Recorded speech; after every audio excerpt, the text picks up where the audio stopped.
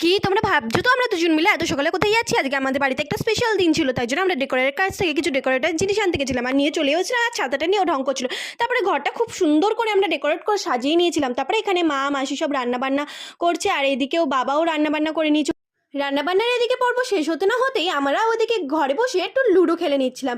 আর ludo তো যা খেলতে যা চব্য হয়, যাই হোক। তারপরে সন্ধ্যেবেলা আমরা সবাই মিলে একটু রেডি হয়ে নিচ্ছিলাম সাজুগুজু করে, সুন্দর করে। তো তোমরা জানতে চাইছো তো আজকে কী ছিল? আজকে ছিল আমার মা বাবার অ্যানিভার্সারি। তো দেখতেই পাচ্ছ মাকে কি সুন্দর লাগছে, সুন্দর করে সাজিয়ে দিয়েছিলাম। এই যে আমি আর আমার দিদি একটু ঢং করছিলাম। এবার তোমরা দেখো ঘরটা কত সুন্দর লাগছে। এরপরে সবাই এক এক করে চলে এসেছিলো এবং অনেকে বুকে নিয়ে এসেছিলো, সেগুলো আমরা টেবিলের উপর সাজিয়ে রেখেছিলাম। আর আমরা কেক নিয়েও চলে এসেছিলাম। তারপরেই দেখো কতটা সুন্দর লাগছে আমাদের ঘরটা।